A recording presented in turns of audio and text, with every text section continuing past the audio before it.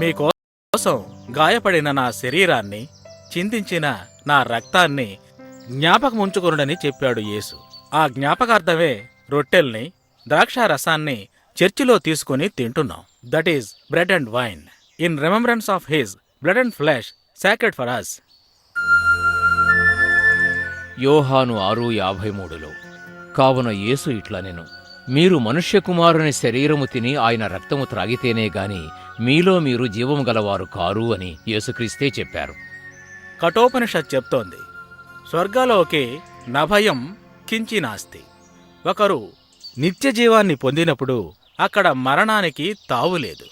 పురుషం ధర్మకృత, పురుషుడు అన్నిటికన్నా ముందు ఉన్నవాడు. పూర్వం పురుషం జడం, ఆదిలో పురుషుడు పుట్టాడు. పురుషోహి ప్రజాపతి, పురుషుడే ప్రజాపతి. ప్రజాపతి యజ్ఞ, పురుషుడే బలి కావలెను. ఋగ్వేదం 10:90. పురుష ఏవేదకం సర్వం యద్భూతం యచ్చభవ్యం. ఉదామరుదత్వ శేషానః యదన్నే నా తిరోహతి. ఈ మనుష్యుడు ఉన్నవాడు, ఉంటున్నవాడు, ఉండబోయేవాడు, నిత్య జీవానికి అధికారి అయినవాడు. ఋగ్వేదం చెబుతోంది, శాంతాకారం భుజగశయనం పద్మనాభం సురేశం విశ్వాకారం మేఘవర్ణం లక్ష్మీకాంతం యోగి హృజ్యానగమ్యం వందే విష్ణుం సర్వలోకైకనాథం. బైబిల్ చెబుతోంది, దేవుడు లోకమును ఎంతో ప్రేమించెను, కాగా ఆయన తన అద్వితీయ కుమారునిగా పుట్టినవానియందు విశ్వాసముంచు ప్రతివాడునూ నశింపక నిత్యజీవనము పొందునట్లు ఆయనను అనుగ్రహించెను. కర్మణా భజ్యతే సంతు విద్యాతు ప్రముచ్యతే. కర్మ ఆత్మలను కట్టిపడేస్తుంది, జ్ఞానం వాటిని విడిపిస్తుంది. మనకోసం బలి అయిన పురుషుని తెలుసుకోవడమే జ్ఞానమని వేదాలు, ఉపనిషత్తులు చెబుతున్నాయి. పురుషుడే పరవిద్య అంటే అర్థం ఉన్నత జ్ఞానమని. ఉత్తమమైన మార్గములో నడిచి మోక్షం పొందేందుకు ఉన్నత జ్ఞానం కలిగిన పురుషుని తెలుసుకోవడమే జ్ఞానమార్గమవుతుంది.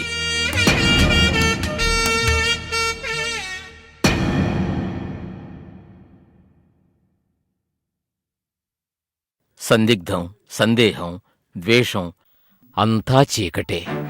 దేన్నైనా ఆ చోటు నుంచి మరొక చోటుకి తీసుకెళ్లి పెట్టొచ్చు, కానీ చీకటిని మనం తీసుకువెళ్లలేం. కాంతిని వెలిగిస్తే చీకటి అదే పోతుంది. ఆ వెలుగే మనం విశ్వసించే దైవం. నేనే వెలుగుగా ఉన్నానని యేసుక్రీస్తు మాత్రమే చెప్పాడు. తమసోమా జ్యోతిర్గమయ అని ప్రార్థన చేసేవారు ఆ వెలుగు ఎవరో తెలుసుకోకుండా ప్రార్థించకూడదు. కాని నీకు తెలుసు, నువ్వెలా ఈ చీకట్లో చిక్కుకున్నావమ్మా? తాతయ్య, నాకు తెలుసు, నేను కాదంటలేదు, కానీ ఎప్పుడు చూసినా ప్రార్థన చివరి టార్చర్ పెడితే. ప్రార్థన అనేది ప్రభువుతో మాట్లాడడం. రోజంతా ఎవరెవరితోనో మాట్లాడుతున్నాం. కొన్నిసార్లు రాంగ్ నంబర్తోనే 2 నిమిషాలు మాట్లాడతాం. రోజుకి 24 గంటల సమయాన్నిచ్చిన దేవునితో ఒక అరగంట సేపైనా మాట్లాడొచ్చు కదా. నీ భర్త నిన్ను బైబిల్ మాత్రమేగా చదవమన్నాడు? మందు తాగుతాను, వచ్చి చికెన్ ఫ్రై చేసి ఇవ్వమని అడిగాడా? దాని పేరేనమ్మా టార్చర్. సత్యాన్ని తెలుసుకున్నంత మాత్రాన సరిపోదు, సంప్రదాయం నుంచి బయటికి రావాలి. బల్లి అరుపుని కూడా ప్రవచనముగా చూసే క్రిస్టియన్స్ కూడా ఉన్నారు. మనసులో మార్పు రాకుండా కేవలం పేరు మార్చుకుంటే ప్రయోజనం లేదమ్మా. స్వార్థం కోసం కన్వర్ట్ అయితే ఇంతే. అవును, నేను పెళ్లి కోసమే క్రిస్టియన్ గా మారాను. ఇప్పుడా పెళ్లినే తృణీకరించావే? ఏం చేయను, నా తలరాత. మన తలరాతలన్నీ బైబిల్లోనే రాయబడ్డాయమ్మా. అది ముందు చదవవలసింది ప్రభువును తెలుసుకున్నవారే.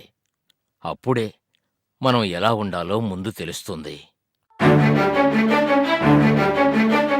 బైబిల్ గురించి నీకు తెలిసిందేమిటి? నేను బైబిల్ని గౌరవిస్తాను. గౌరవిస్తే చాలదు, చదవాలి. భోజనాన్ని కూడా గౌరవిస్తాం, కాని తింటున్నాం కదా.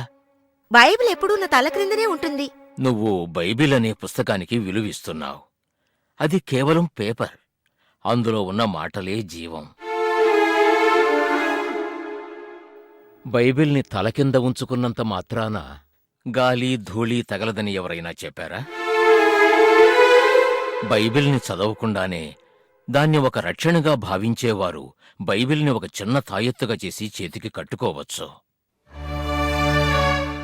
ఈ కాలపు యంగ్స్టర్స్ అన్నిటికీ గూగుల్స్ని రెఫర్ చేస్తున్నారు. గూగుల్ని చూసి బిడ్డను పెంచే తల్లులు ఇప్పుడు ఎక్కువయ్యారు. గూగుల్ బుద్ధిని పెంచుతుంది, ప్రేమను పెంచదు. Do understand? Bible is greater than Google. దేవుడు జతపరిచిన వారిని మనుషుడు వేరుపరచకూడదని ప్రభువు చెప్పాడు.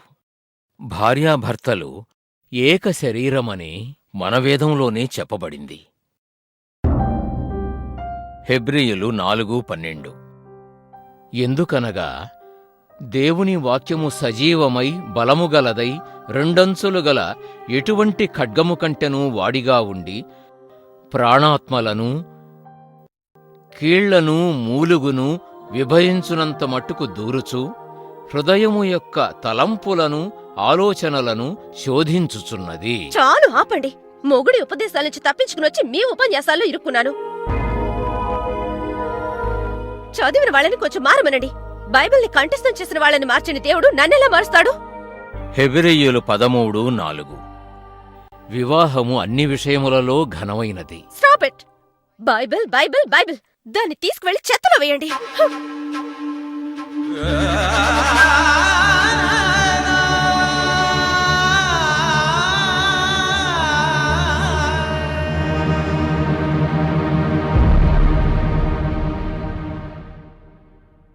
మా నాన్నగారిని ఎదిరించి నేనెన్నో అన్నాను, కానీ ఇలాంటి మాట నేనెప్పుడూ అనలేదు. హ్యాట్స్ ఆఫ్ అమ్మా. మా నిద్ర చెడగొడితే గానీ నీకు నిద్ర రాదనుకుంటే వెళ్ళి బాగా నిద్రపో. Good night.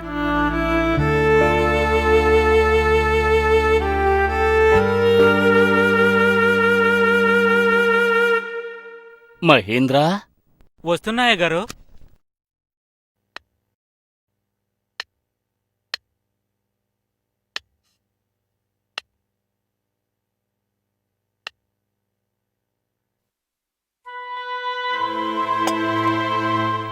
అన్నీ తెచ్చిపెట్టాను, మంచినీళ్ళు కూడా పెట్టాను. మీరు వెళ్ళి పడుకుంటారా? వద్దు, నేను చూసుకుంటాను. పొద్దున్నే వచ్చి హాస్పిటల్కి తీసుకెళ్తాను.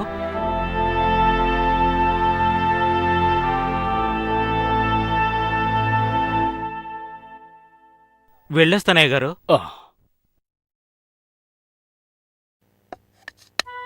రామ్మా, ఏంటి ఈ టైంలో? ఆంటీ లేరా? భర్త పోషించలేడు, అన్నయ్యే పోషిస్తాడు అని వాళ్ళింటికి వెళ్ళిపోయింది. నన్ను చూసుకోవాలని తనకనిపించలేదు. నోము నోచేటప్పుడు అందులో పసుపు తాడుకిచ్చే విలువ కూడా నాకివ్వలేదు. నిన్ను నీ భర్తని విడదీయాలని తను లక్ష్యంగా పెట్టుకుంది. అందుకని తనని చూడాలంటే నువ్వు గౌహతిలోని వాళ్ళన్నయ్య ఇంటికే వెళ్ళాలి. మిమ్మల్ని విడదీయాలనే ఐడియాలో తనతో కలిసి వంతపాడిన నాకే ఈ గతంటే దానికి ఏమవుతుందో త్వరగా వెళ్ళి చూసుకో. కుష్ఠరోగిని బండిలో కూర్చోబెట్టి తోసుకు వెళ్లే భార్య నువ్వు చూశావా? బీడిని సరిగ్గా అంటించలేదని ఒంటి చేత్తోనే ఆమెను కొట్టడం నేను చూశాను. అంతకన్నా భర్తలో మేము తీసిపోయావా? నా భార్య పర్వాలేదనిపిస్తోంది. వీడికి కాలు చెయ్యి పడిపోయింది, ఇక నుంచి తనకి పచ్చం కూరలే కదా అని వెళ్ళిపోయింది. నీకేంటమ్మా, నీ భర్త నిన్ను భక్తిలోనే కదా భాగం పంచుకోమన్నాడు.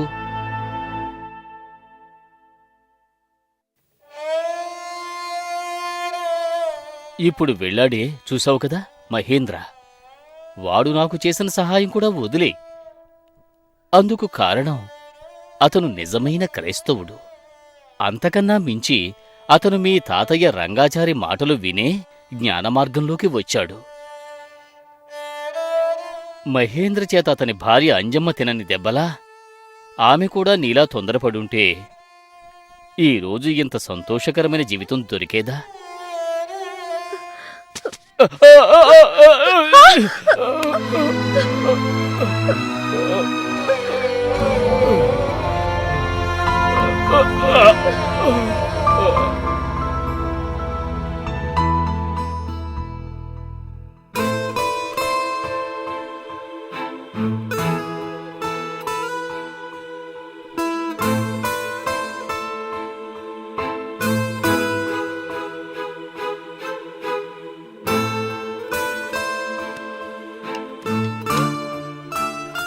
నువ్వు మీ తాతయ్యనే కాలితో తన్నినట్టు అనిపించిందమ్మా. అందుకే కంగారు పడ్డాను.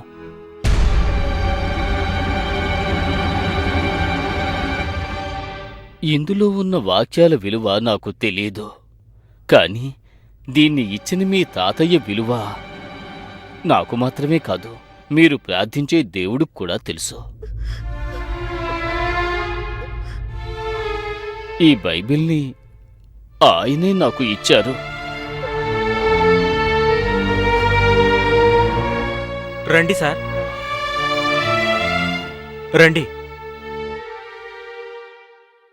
సార్, సార్, అయ్యగారు వచ్చారు. రండి.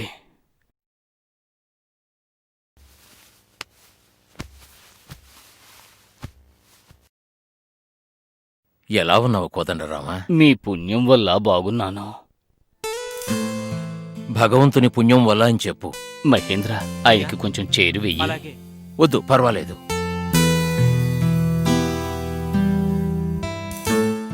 ఇప్పుడు ఆరోగ్యం పర్వాలేదా?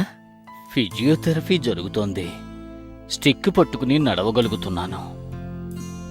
ఆరోగ్యం బాగానే ఉంది, కానీ మనసే ఏమీ బాగాలేదు. నా భార్య వెళ్ళిపోవడం కూడా నాకు బాధగా లేదు, కానీ నా కొడుకు ఇలా చేస్తాడని నేను కల్లో కూడా ఊహించలేదు. ఇంట్లో భోజనం వండిన సమయంలో గుళ్ళో నుంచి ప్రసాదం తీసుకొచ్చేవాణ్ణి. అది నేను కూడా తినకుండా వాడి కోసం ఉంచేవాణ్ణి. కోదండరామా, చెబితే తప్పుగా అనుకోకూడదు. Every action has got its own equal and opposite reaction. ఇది విజ్ఞానం మాత్రమే కాదు, పరజ్ఞానమూ చెప్తోంది. కాని విజ్ఞానంలో పరిహారం లేదు, పరజ్ఞానంలో దానికి పరిహారం ఉంది. ఒకటి అద్భుతం జరగాలి, లేదా సమాధానం దొరుకుతుంది. కొడుకుని నువ్వు పోషించవు అని అంటుంటే వాడెలా పోషిస్తాడు? మన పిల్లల్ని ముందు మనం నమ్మాలి, ప్రేమని పైకి చూపించాలి. నువ్వు తినకుండా వాడికి పెట్టింది వాడికి తెలుసా? తండ్రిలా కాకుండా వార్డెన్లాగా వాణ్ణి పెంచి భక్తిగా ఉండడము, బొట్టు పెట్టుకోవడము నేర్పించావు. అందుకే ఇంటిని హాస్టల్లాగా ఖాళీ చేసేసి ఉద్యోగం దొరికినందుకు గుళ్ళో కొబ్బరికాయ కొట్టి ఫ్లైట్ ఎక్కేశాడు. కానీ క్రిస్టియన్ లైఫ్ అలా ఉండదు. చిన్న వయసులో చర్చిలో ఆదివారపు స్కూల్, బైబిల్ కథలు చెప్పి పెంచుతారు. తరువాత యూత్ ఫెలోషిప్, పెళ్లికి ముందుగా మ్యారేజ్ కౌన్సిలింగ్. అలా పెరిగే పిల్లలు తప్పు చేసినా తిరిగొచ్చేస్తారని చెబుతున్నాను. యేసు గురించి నువ్వేమనుకుంటున్నావు? ఆయన కూడా ఒక దైవం. సత్యమంటే ఏమిటో తెలుసా? సత్యమే దైవం, దైవమే సత్యం. సత్యాలు ఎన్నుంటాయి? ఒక్కటే ఉండాలి, కానీ దానికి చాలా పేర్లుంటాయి. నువ్వు చెప్పింది 100కి 100 నిజం. నేను తెలుసుకున్నది చెప్పనా? మామూలుగా పేరుని 2గా విభజించొచ్చు, arbitrary name and logical name. అంటే అర్థం నిర్వచించే పేరు, కారణ పేరు. ఏ కారణం లేకుండా పేరు పెట్టడం నిర్వచన పేరు. నల్లగా పుట్టిన పిల్లాడికి వజ్రం పేరు పెడతారు కదా, అలాంటిది. కారణంతో పెట్టేది కారణ పేరు. మనుషులు దేవుడికి పెట్టే పేర్లన్నీ కారణపేర్లే. భగవాన్ అంటే భగవంతుడు, బహువంతుడు అంటే బహురూపుడు, ముగ్గురు మూర్తుల్లా విరాజిల్లేవాడు. అదేవిధంగా దేవుడు, దేవుడంటే అన్నిటినీ మించినవాడు. ఉడు అంటే ఉండు, అన్నిటినీ మించిన వాడిని మనసుతో ఉంచు, లేదా తలుచుకో అని అర్థం. ఒక్కో భాషకి శబ్దభేదం పొందడం శబ్ద విభేదం అంటారు. హెబ్రీయుల్లో జోషువా, గ్రీకులో ఈషుసా, అరబ్బీలో ఈశా, ఆంగ్లేయంలో జీసస్, తెలుగులో ఈశ్వరుడు అంటే అర్థం యేసు. క్రీస్తు అని అంటున్నారే, అది? హెబ్రీయుల్లో మేసియా, గ్రీకులో క్రిస్టాస్, ఆంగ్లంలో క్రైస్ట్, తెలుగులో క్రీస్తు లేదా ప్రభువు. క్రీస్తు అంటే నూనె పోసి అభిషేకింపబడ్డవాడని అర్థం. ఒకరు గురువుగానో, ప్రవక్తగానో, రాజుగానో అవుతున్న సమయంలో పారంపర్యాచారములో నూనెతో అభిషేకం చేస్తారు. ఆ రాజు అనే స్థితినే ఈశా అనియు, ఈశ్వరుడనియు తెలుగులో తెలుపబడింది. తోమాకాలంలో జీవించినట్టుగా నిరూపించబడిన తిరువళ్ళువర్ తిరుక్కురళ్ అనే గ్రంథంలో ఈశా పదాన్ని 2 సార్లు ఉపయోగించడం జరిగింది. చివరికి మీరు ఏం చెప్పదలుచుకున్నారో అక్కడికే వచ్చారు. నువ్వు నమ్మాలి అని నేనిది చెప్పలేదు కోదండరామా. నేను పరిశీలించిన దాన్ని చెప్పాను. నువ్వు ఆలోచించుకో, తప్పులేదు. వైష్ణవాన్ని క్రైస్తవాన్ని ఎలా పోలుస్తున్నారు? వైష్ణవంలో శ్రీగంధం, క్రైస్తవంలో 3 గీతలు, వైష్ణవంలో పరస్వరూపం, ట్రాన్సెండింగ్ ఫామ్. క్రైస్తవంలో తండ్రి అయిన దేవుడు, గాడ్ ది ఫాదర్. వైష్ణవంలో విభవ స్వరూపం, ఇన్కార్నేట్ ఫామ్ లేదా అర్చావతార స్వరూపం, ఎడారబుల్ ఫామ్. క్రైస్తవంలో కుమారుడైన దేవుడు, గాడ్ ది సన్. వైష్ణవంలో అంతర్యామి స్వరూపం, ఇమ్మొనెంట్ ఫామ్. క్రైస్తవంలో పరిశుద్ధాత్మ దేవుడు, గాడ్ ది హోలీ స్పిరిట్. అంటే రెండూ ఒకటేనని చెబుతున్నారా? తెలుగు కావ్యాల్లో, అతి ప్రాచీనమైన సంఘ కావ్యాల్లో కూడా శివుడు, శైవం, విష్ణువు, వైష్ణవం అనే పేర్లు కనిపించలేదు. క్రీస్తు శకం 7వ శతాబ్దంలో తెలుగు భక్తి గ్రంథాలలో కనిపించినవే శైవం, వైష్ణవం మొదలైన 6 రకాల మతాలు. ఆ కాలం నాటికి ఆర్యవేదాలు రాయబడనూ లేదు, పఠించబడనూ లేదు. అంటే క్రైస్తవమే మొట్టమొదటిది అంటున్నారా? క్రైస్తవుల సువార్త క్రీస్తు శకం 1వ శతాబ్దంలోనే ఇండియాకి వచ్చింది అని చారిత్రక వాస్తవం. దానికి ఆ కాలంలో సముద్ర, భూమార్గ రవాణా కారణాలయ్యాయి. కాని యేసుక్రీస్తు శిష్యుడు తోమా ఇండియాకి వచ్చింది క్రీస్తు శకం 49వ సంవత్సరం. నేను దీన్ని అంగీకరించలేను అని చెప్పడం కంటే నమ్మలేకపోతున్నాను. రోమీయులు 11:28లో సువార్త విషయమైతే వారు మిమ్మును బట్టి శత్రువులుగాని, ఏర్పాటు విషయమైతే పితరులను బట్టి ప్రియులై ఉన్నారని చెప్పబడి ఉన్నది. నేను అనేక వేదాలను, ఇంకెన్నో ఇతర గ్రంథాలను చదివాను. కాని ప్రేమ కానుకగా ఒకే గ్రంథాన్ని నీకిస్తాను. నువ్వు చదివి చూడు. నువ్వు క్రిస్టియన్గా మారాలని నేను నీకిది ఇవ్వడం లేదు. నువ్వు వేదాలు తెలిసినవాడివి. ఈ వేదాన్ని తెలుసుకో.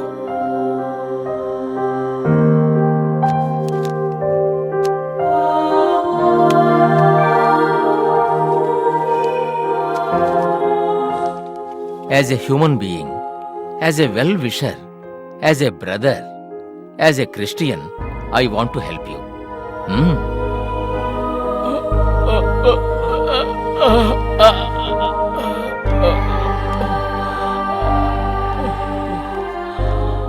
God bless you.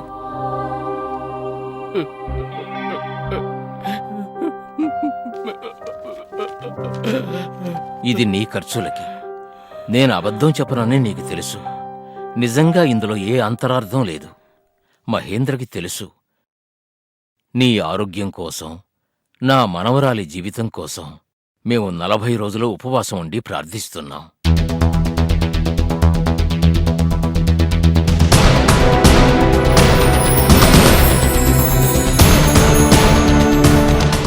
నేను క్రైస్తవాన్ని నమ్ముతానో లేదో, మీ తాతయ్యలాంటి నిజమైన క్రిస్టియన్ని మాత్రం నమ్ముతానమ్మా.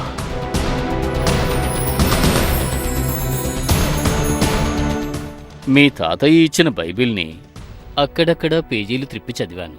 ఏ చోట ఏ అధ్యాయమో వాక్యమో నాకు తెలీదు, కాని నా మనసును తాకిన దాన్ని చెబుతాను.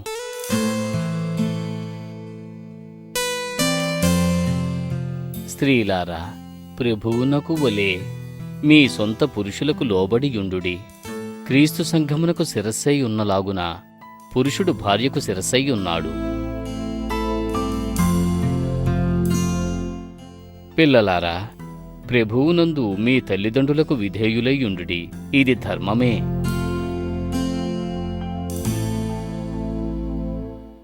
ఇంకొక చోట, తండ్రులారా, మీ పిల్లలకు కోపము రేపక ప్రభువు యొక్క శిక్షలోనూ బోధలోనూ వారిని పెంచుడని చెప్పబడి ఉన్నది.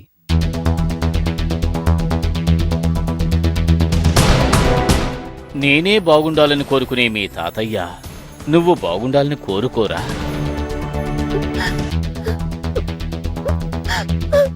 మనసాస్తు పరాబుద్ధి అంటే అర్థం మనసు కంటే బుద్ధి గొప్పది, ప్రభువుకు భయపడడమే జ్ఞానానికి మూలం. అలా అని మీ బైబిల్ చెబుతోంది. నువ్వు ఆ భగవంతుడికే భయపడలేదు, అందువల్లే భర్తకి పెద్దవాళ్లకి అణకువగా ఉండాలనే జ్ఞానం నీకు లభించలేదని నేను అనుకుంటున్నాను. మీరు చెబుతారే, మీ రక్షకుణ్ణి నేను అర్థం చేసుకున్నానో లేదో, కానీ మీ తాతయ్య రంగాచారిని నేను బాగా అర్థం చేసుకున్నాను.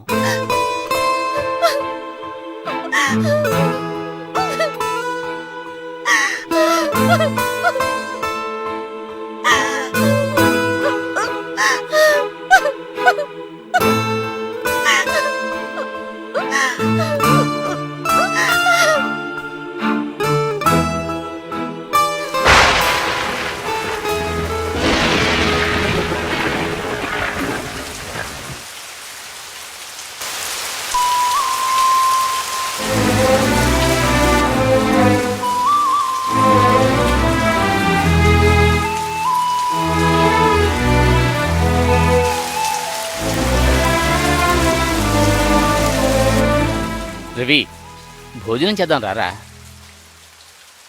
చెప్పేది విను. I can understand your feelings. తినడం మానేసినంత మాత్రాన ఏమీ జరిగిపోదు. భోజనానికి రారా.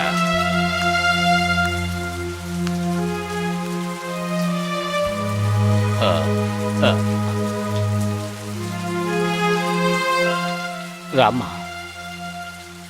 నాన్నా,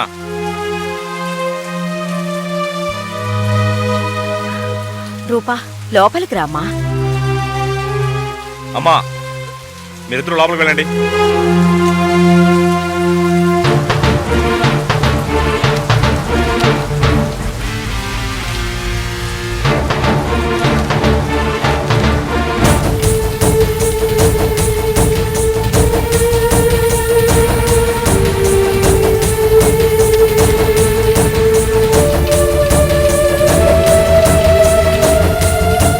నీ ఇష్ట ప్రకారంగా నేను నడుచుకోలేదు. నువ్వు ఆశపడిన విధంగా నేను ఉండలేదనే కదా ఇటువంటి నిర్ణయానికి వచ్చావు. నువ్వు ఆశపడిన విధంగానే చేశాను. విడాకుల పేపర్లో సంతకం చేశాను. సంతోషంగా తీసుకువెళ్ళు. తీసుకో. ఒరే రవి,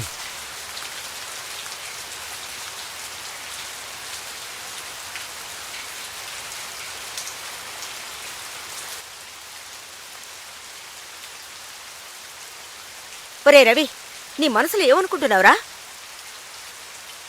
ఇంటికొచ్చిన తన్ని అలాగే బయట నుంచి పంపేస్తావా? అయ్యో, మీ ఇద్దరికి ఏం తెలీదు. తను ఇష్టపడింది ఇదే, అదే నేను చేశాను. పెళ్ళి ఎలాగో నీ ఇష్ట ప్రకారమే చేసుకున్నావు. ఏ విషయంలోనైనా మా ఇష్టం ఏంటో అడగొచ్చుగా రవి. రే, ఇలా విడిపోవడానికైనా ఇద్దరు అంత కష్టపడి పెళ్లి చేసుకున్నారు. మీరు చేసేవన్నీ చూస్తూ ఉండడానికి ఆమె ఉన్నది. నాన్న, ఈ రోజుతో తను ఇచ్చిన టైం పూర్తవుతుంది. అందుకోసమే తను వచ్చింది. నేను సంతకం చేసేవకపోతే రేపు కోర్టుకు వెళ్ళాలి. నేను మాత్రమే కాదు, మీరు కూడా రావాల్సి ఉంటుంది.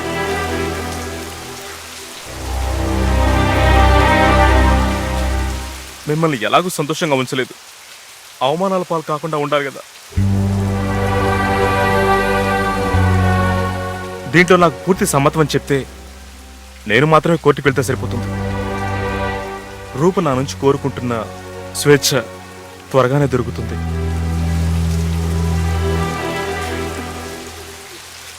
నేను రూపం మీద ఎంతో ప్రేమను పెంచుకున్నాను.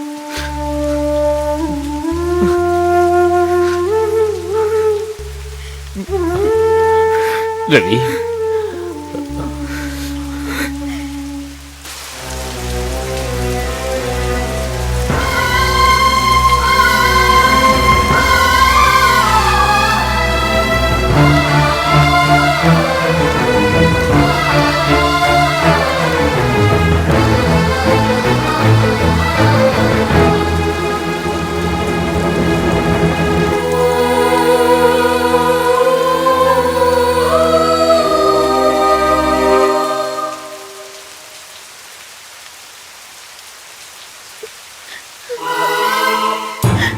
నన్ను క్షమించండి నాన్న.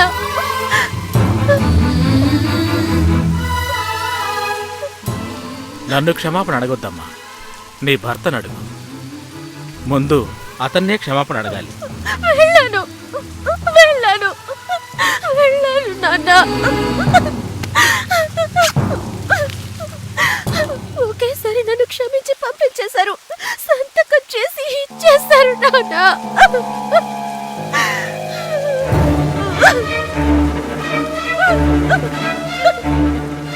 తాతయ్య మనసుని నొప్పించావేమ్మా. తాతయ్య మీదన్న కోపంతో ఆ ప్రభు మనసుని నొప్పించావు. అందువల్లే ఇలా జరిగిందని నేను అనడం లేదు. God is in control always. నిన్న నేడు ఎప్పటికీ మారనివాడు మన ప్రభువు. వెళ్ళు, ప్రార్థన చేసి పడుకో. యేసు మంచివాడు.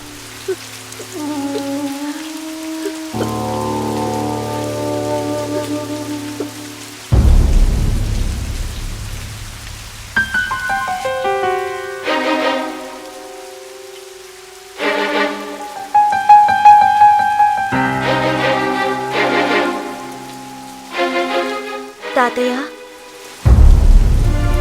తాతయ్య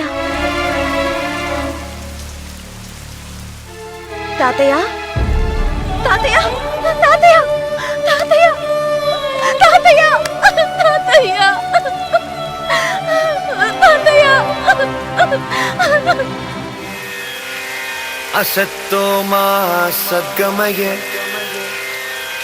तमस्सो मा ज्योतिर्गमये मृत्युमा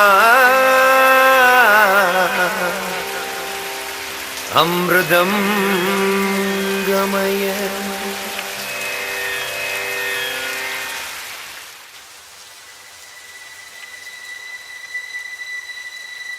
కాఫీ అయినా తాగమ్మా. తాతయ్యే చెప్పారు, నేను చనిపోతే ఎవరిని ఆకలితో ఉంచొద్దు, వచ్చిన వాళ్ళకి కొద్దిగా కాఫీ అయినా ఇవ్వండి అని. నేను ప్రాణాలతో ఉంటే ఇంటికొచ్చిన వాళ్ళకి కాఫీ ఇస్తాను కదా అని అంటాను.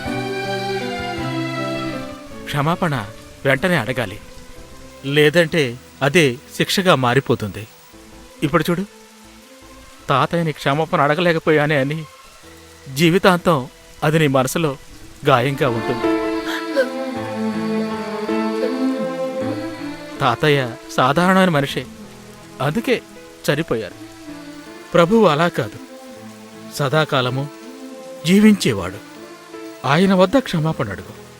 ఆయన గాయపడి మరణించింది మనందరి గాయాలను ఆర్పడానికి.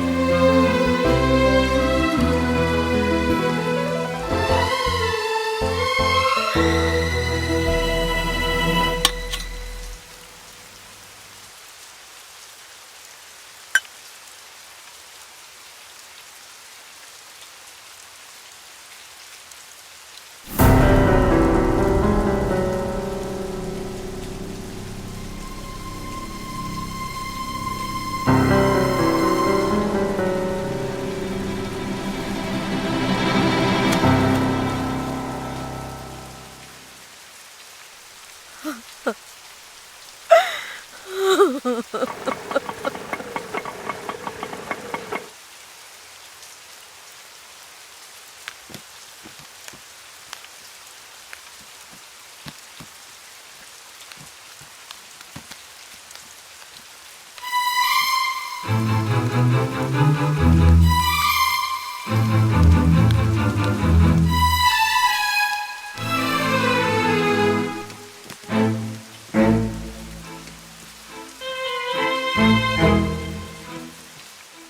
నాన్న ప్రాణాలతో ఉన్నప్పుడు నేను ఏమీ చెయ్యలేకపోయాను. నేనీ రోజు కొంచెం తిరుగుతున్నాను అంటే అందుకు ఆయనే కారణం. ఈ శవపేటికనైనా ఆయనకు ప్రతిఫలంగా ఇద్దామని తీసుకొచ్చాను. దీన్ని తీసుకోరా మురళి. మీ నాన్న చెప్పేవాడు, అంతర్యామి యతితైవాతిషు. లోపలుండేవాడు అతడే. బ్రహ్మసూక్తం చెబుతోంది. మీ నాన్న గుండెల్లో ఎవరున్నారో తెలుసుకునేలోగా ఆయన ఈ లోకంలో లేకుండా పోయారు, చూసావా?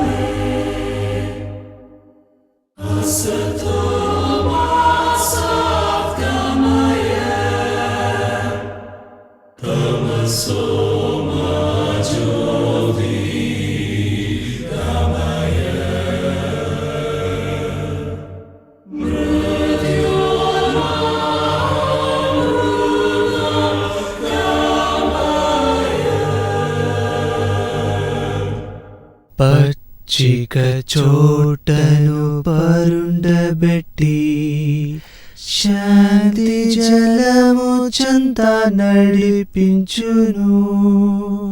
గాఢాంధకారములో నుండి ఏ అపాయమునకు భయపడను. ఆయనే నాకు తోడయుండు. దుడ్డు కరయు దండమాదరించును. వేదాంతాలు అబద్ధాలు, ఇతిహాసాలు అబద్ధాలు, అంతేగా? నేను అలా అనలేదు. వేదాలు 3 విధాలుగా పిలువబడుతున్నాయి: శృతి, స్మృతి, ఇతిహాస. శృతి అంటే ప్రకటింపబడింది అని అర్థం. ఎవరిని ప్రకటింపజేసిందనేది మనం ఆలోచించాలి. శృతిలో బ్రాహ్మణులు, ఉపనిషత్తులు, ఇంకా సూత్రాలు ఉంటాయి. రెండవది స్మృతి, సమాజ ధర్మాలను వివరించేది. మూడవది ఇతిహాసాలు, రామాయణం, మహాభారతం, వేదాలను వివరించేందుకు చెప్పబడిన నీతి కథలు. రాముణ్ణి దేవుని అవతారంగా వ్యాసుడు చెప్పలేదు. కంబుడే కంబరామాయణంలో రాముణ్ణి దేవునిగా చెప్పాడు. వేదాలు రక్షింపబడ్డం గురించి చెప్పలేదు. దానికి మార్గమెవరో తీర్మానించి చెప్పలేదు. పరిశుద్ధ గ్రంథములో దేవుడి గురించి చెప్పబడింది. వేదాగమంలో దేవుడే చెప్పాడు. ఇండియాని క్రైస్తవ దేశం అంటున్నారా, లేక మనం అందరం యూదులం అంటున్నారా? ఇలా కూడా చెప్పొచ్చని నాకు అనిపిస్తోంది. హెబ్రీ భాషలో ఇండియాని హోద్ అని అంటున్నారు. యూదులు యహూదా అని అంటున్నారు. యహ్ అంటే పిత అయిన దేవుడు. యహూదాకి మధ్యలోనే హోద్ అంటే ఇండియా ఉంది. హోద్కి ముందు యాను, వెనుక హా ఉండడం వల్ల మనం యూద వారసులమని చెప్పొచ్చు. ఇండియాని యెహోవాయే రక్షిస్తున్నారని కూడా చెప్పవచ్చు. వేదాలు మాత్రమే చెప్తున్నారా, లేక అన్ని సిద్ధాంతాలు యేసు గురించే చెప్తున్నాయని అంటున్నారా? అరువరత్తురవన్ అవనియల్ వంది ఉరువరనాగి అరుళియ పెరుమయ్యై సిరుమై ఎన్రిగళాదే అని దేవుడు ఎందుకు మనిషిగా అవతరించాడనేది తమిళ శైవ సిద్ధాంత గ్రంథం చెబుతోంది. ఎన్నో వ్యతలు అనుభవించి అందరికీ బంధువై పాపాలను పోగొట్టి పరాన్నిచ్చే పరమాత్ముడు పాపుల పాపాలు మోయడానికి మనుషులలో మనుష్యుడై బలి అనే దానికి నిర్వచనమై తానే బలయ్యాడు. తిరునావుకరసర్ దేవారం చెబుతున్నది. సూర్య గాయత్రి బ్రహ్మ గాయత్రి అని అంటున్నారే, గాయత్రి మంత్రం అందులో దేవుని సకల తత్వాలను కలిగి ఉందే, కనీసం దాన్నైనా వదిలిపెడతారా? ఋగ్వేద సంహిత 3:62 10:85 ఉపనిషత్ మంత్రం. అది మురళి, అది నీకు తెలుసా? ఓం భూర్భువః తత్సవితుర్వరేణ్యం భూర్గో దేవస్య ధీమహి ధియో యోన ప్రచోదయాత్. భువర్లోకము స్వర్గలోకము అయిన ఆ ప్రజ్వలించే దేవుని స్తుతించేందుకు కావలసిన వెలుగును ధ్యానించదముగాక అని అర్థం. ఇది ఏ ప్రత్యేక మత దేవుడికి కూడా వర్తించదు. ఈ మంత్రం రాయబడిన కాలంలో మతమే లేదు. యోహా అనే మాట యూజ్ అనే సంస్కృత భాష నుంచి పుట్టింది. ఎవరి మీద దృష్టి కేంద్రీకరించి ధ్యానించాలి అని వేదాలలోనూ ఉపనిషత్తుల్లోనూ చూస్తే ఒకే ఒక జవాబు పురుషుని మీద అని చెప్పబడింది. శ్రవణ గురువు ద్వారా దేవుని తెలుసుకోవడం, మనన విన్నవాటి గురించి ధ్యానించడం, సొంతం చేసుకోవడం, నిత్యోపాసన నిరంతరం శ్రద్ధగా దేవుని వాక్యాలను ధ్యానించి ఆయనలో నిలిచి ఉండడం. అదే నేను చేస్తున్నది. బృహదారణ్యక ఉపనిషత్ 1:3:28 చెప్తోంది. తమసోమ జ్యోతిర్గమయ, చీకటిలో నుంచి వెలుగులోకి తీసుకువెళ్ళు. ఇది జపం. నేనే లోకానికి వెలుగునై ఉన్నాను. ఇది జవాబు. యోహాను 8:12లో మరలా యేసు, నేను లోకమునకు వెలుగును, నన్ను వెంబడించువాడు చీకటిలో నడువక జీవపు వెలుగు కలిగియుండునని వారితో చెప్పెను. యేసుక్రీస్తు చెప్తున్నాడు, ఇదిగో త్వరగా వచ్చేస్తున్నాను. వారి వారి క్రియలను బట్టి వారి వారికి నేనిచ్చే ఫలితం నాతో పాటే వస్తోంది. నేను అల్బా ఒమేగా, ఆది అంతం, ముందువాడు తరువాతివాడిగానూ ఉన్నాను. జీవవృక్షం మీద అధికారం ఉన్నవారికి వాకిలి ద్వారా నగరంలోకి ప్రవేశించేందుకు వారి ఆలోచనల ప్రకారం చేసేవారు అదృష్టవంతులు. వేదాహమేదం పురుషం మహాంతం ఆదిత్యవర్ణం తమసత్ పరస్తాత్ తమేవం విద్వాన్ అమృతే భవతి నాణ్యపుంతా విద్యతే అయనాయ. నిప్పుకి తండ్రి వంటి సూర్యుని వంటి శక్తివంతమైన వెలుగుగల పురుషుని నేను తెలుసుకున్నాను. అతన్ని తెలుసుకోవడం ద్వారానే మరణాన్ని దాటి వెళ్ళగలుగుతాం. అది తప్ప వేరే దారే లేదు. యోహాను 12:46లో యేసు చెప్తున్నాడు, నా యందు విశ్వాసముంచు ప్రతివాడు చీకటిలో నిలిచి ఉండకుండునట్లు నేనీ లోకమునకు వెలుగుగా వచ్చి ఉన్నాను. తమసోమ జ్యోతిర్గమయ, చీకటిలో నుంచి నన్ను వెలుగులోకి తీసుకువెళ్ళు.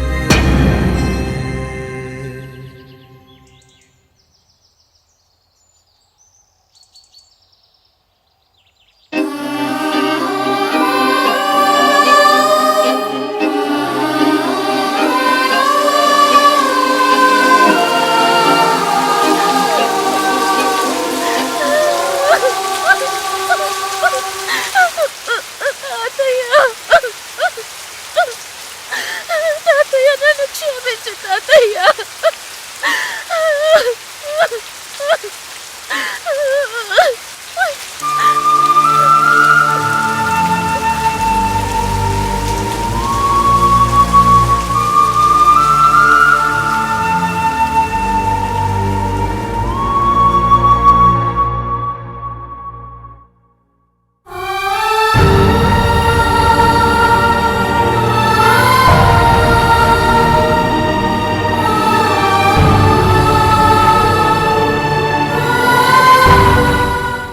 Don't waste your time.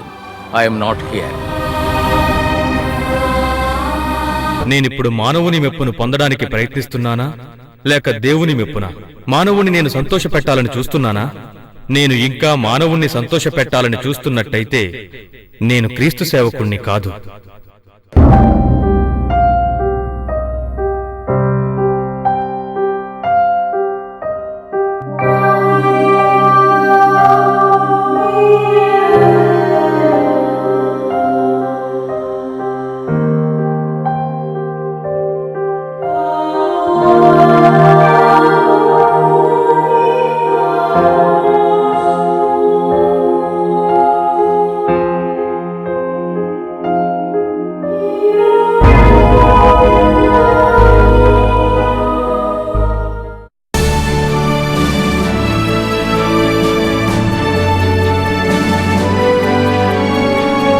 Produced and presented to you by Caris Communication. Send us your unique number and win exciting gifts. Contact Caris Communication Private Limited. Mobile number 075-983-32777. Website www.caris.co.in.